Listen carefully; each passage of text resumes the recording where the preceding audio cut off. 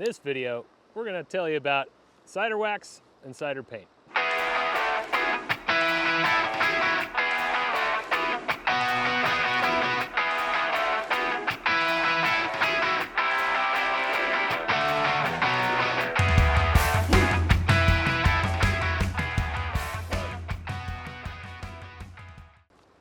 Welcome back to another Tactical Fly Fisher video. Today, I'm going to take you through the 3 different cider products that we sell in the shop aside from cider materials. And that is Scaphar's Neon Wax, and then we have 2 Sakura markers, one called the Pen Touch, and one that's the solidified paint marker. So let me walk you through each one, the pros and the cons of each, and why you might want to choose one over another, maybe even on a given day. So this topic has gotten a lot of attention lately after George Daniels' recent video on the microliter with Sakura marker that he uses for his streamer rigs. This is a topic that we've talked about a lot on the channel already. I mentioned microliters as far back as Modern Nymphing Elevated when we shot that, and then I gave a specific microliter formula with some Scaphar's wax in adaptive fly fishing, and I also cut out a segment of that and put it in a previous YouTube video that we've done. There's a lot of benefits to having a microliter with some mobile cider wax, or even if you're just having a hard time seeing your cider, you can always brighten it up with one of these 3 products. So let me take you through each one of these in turn. We'll start with the Scaphar's wax. This is the product that I've been using the longest. It's a dedicated fly fishing product. I think I first used this in about 2015. And it comes out of Slovenia, and it's just a soft wax that's very bright, very fluorescent. And you apply that to your leader or even your tippet, and then it really helps you see it. It is a wax, not kind of a paint like these 2. The benefits to this product, it is highly, highly visible. It's probably the most visible of the 3, maybe 5, 10, 15% more visible than these, to my eyes anyway. It's just a little bit brighter. So if you want absolute max visibility, this is a great product to go with.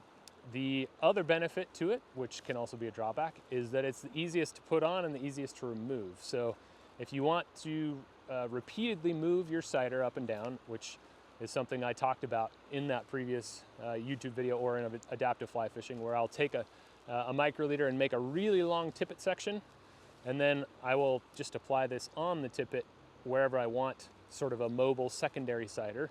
And I can wipe it away, move it up or down a few inches based on the depth of the water if I want to get a little deeper or a little shallower.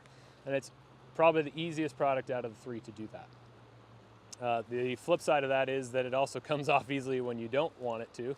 So especially in the summer, when this is at its softest in warm temperatures, I tend not to use this product because it'll wipe off like on grass or on a tree if you happen to walk through some brush and something, and it'll just come off on that vegetation, or it could come off on you. So this is a product I use, if I really want to move my cider a lot, I'll use this. And then also if it's colder temperatures, I might use this, but usually I won't use it in the summer. The one extra thing to think about with all of these products too is the amount of drag they may or may not cause when they go underwater. So there's more, it's a fine detail sort of thing, but I watch my drifts very closely when I have my cider above or in the water a lot of times, and I may put that cider in the water on purpose, either to get a little deeper, or more often if it's a windy day, I want a little bit of stick in that surface to keep my leader in place so that it doesn't get blown off. The Scaphar's wax, I don't know if it's the actual just interaction with the water from the surface of the material or because it just goes on thicker on the line, but it interacts with the water surface just a little bit more. I will notice a little more drag with this product if it goes underwater than I will with either of these 2. And I think it is, as much as anything, just because the diameter of that actual cider ends up being thicker when you use this product. The next product that we're going to talk about here is the Sakura Pen Touch. So the specific product that we have in the shop is a 2mm felt tip on this. So this is a product that I just recently started using back at the World Championships this year. It was mainly because my teammate Cody Bergdorf had one, and so this is actually the one that he gave to me. Thank you, Cody. But this is a pen that has liquid paint on the inside. You can hear that. You can shake it up just kind of like a spray paint can. And then when you open it up, the first thing you want to do, which it shows you on the label here, but this is since worn off, so that you don't have an explosion, you want to have this vertical with the pen tip up and release any pressure that's on the inside there, and then it'll go psst, psst. And sometimes that'll get enough paint on it as it is, like it did with this. But if it didn't get any paint on it, then you just tip it down and you just barely depress that tip just the slightest bit, a millimeter or two, until some fresh paint comes down on the tip. But that is what this marker is. It has liquid paint on the inside. The paint dries really quickly, so you can pinch the tip against your thumb with the tippet or your cider in between and just run it up and down, and we're going to show you how to do that in just a second. And then it'll put some of that liquid paint on there. The reason why we carry this and the reason why I use this is that it's sort of intermediate between the products here. So this is the easiest one to put on and take off. This is in between, and this is very easy to put on but harder to take off. So the Pen Touch paint here, being that it's liquid to begin with, it seems a little more water soluble too, between all three. It's not like a solidified paint like this. It does have to dry for a few seconds, and then when I end up removing it, I use this magic eraser, little square, and I'll show you how to do that as well. But if I want more of a Sakura product, one that's not going to come off as easy, but is still fairly mobile, then this is what I'll choose. So if I'm switching depths a lot with my cider, then the Pen Touch is great for that, because I can still get it off a little bit easier. And then as far as interaction with the surface current, these are both about the same. They both go on in about the same diameter. Both have about as much drag if you drop them under the water. And so they're pretty much even that way. But the main difference between these two, once again, is how easy they are to get off. So that last product then is the Sakura marker, the solidified paint marker. This is the one that George was talking about in his video. And this one is just solid paint. That's a marker on the inside there. Same thing, put your thumb on it, trap it with the tippet or your cider material in there, and then run it back and forth, and you can add it on there. And you have a nice bright spot to look at. The pro to this one is that it is quite, at least semi-permanent. It's harder to get on and off. It's not gonna come off if you happen to touch it on clothes after it's been on the leader for a few seconds and dried. It's not gonna come off if you hit some brush or whatever with it, but it is kind of tough to take off. So I think George was talking about using an alcohol pad to take it off in his video.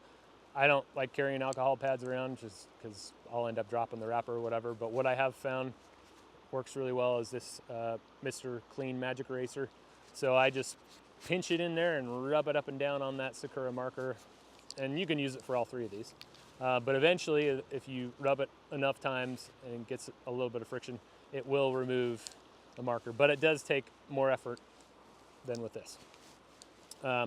So those are your three products: the Neon Wax from Scaphar's, the Sakura Pen Touch, and the Sakura Solid Marker. Those are the products that we carry in the shop and that I carry myself out on the water. Let's show you how to use each of them, or at least I'll show you how to put it on and take it off. The process is the same for all three, so once you know with one of them, it'll work for all of them. All right, let me show you how I put on and take off these products. So we'll start with the Scaphar's wax. The one mistake I think most people make here is they have a ton of this sitting out and then it gets everywhere. You want to have it almost flush with the tip of what is basically a chapstick tube here, so that just a little bit sticking out. Take your thumb, put it on one side, The Scapharis on the other. Run it back and forth. In the winter, when that wax is pretty hard, you may need to blow on it, go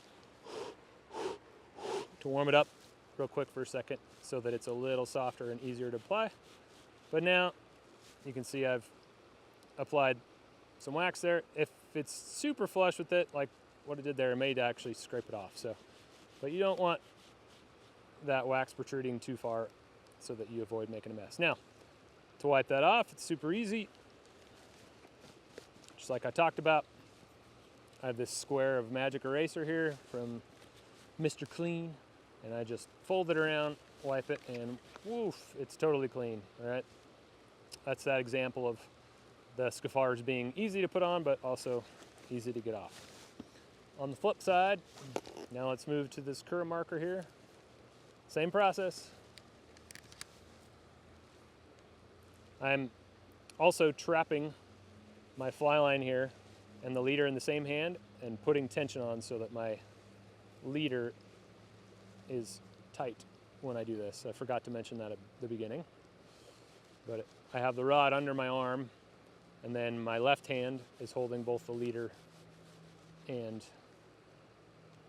the fly line. But now I've put that pink Sakura on there.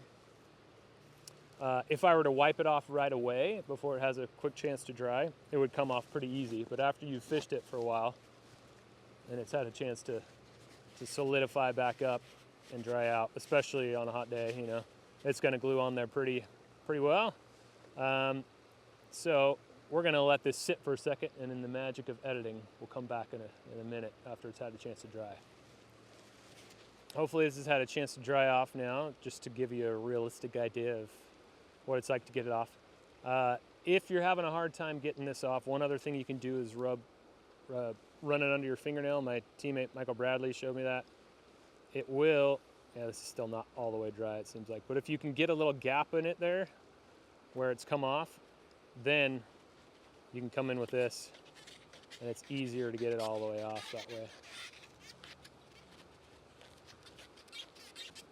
And if it won't come off to begin with, if you just keep rubbing like this, eventually it will get that gap in the material, and it'll start digging in, and eventually it'll wipe off. So now you can see we're down to bare cider material again. That pink is less pink than it was before because the Sakura marker is gone. You can see that it's also duller. So that's one of the reasons why you might want to use that Sakura marker. It'll re-brighten even regular cider material quite a bit. Thanks for watching this tactical fly fisher video, everybody. I hope that this video cleared up a little bit of maybe the confusion you might have had between what these products are for, how to put them on, and how to take them off. Those are questions that we've gotten asked a lot. So the process is the same for me, and I demonstrated it there. I trap my thumb with the product under that tight tippet or cider and just put the wax or the paint on, and then I wipe it off with that Mr. Clean magic eraser. If you like this video, give it that thumbs up. I got a nice pink thumb here for you for a pink thumbs up. And then subscribe to our channel, hit that bell so that you get a notification on your phone the next time we post a video. And then lastly, we have all three of these over at tacticalflyfisher.com, as well as lots of other goodies for your fly fishing or fly tying adventures. I know I have fly tying adventures. So thanks for all your support. We really do appreciate it. We've had a really fun and good year here at Tactical Fly Fisher, and it's all because of our customers, hopefully, like you. Thanks again, and have a fishy, happy fall and winter.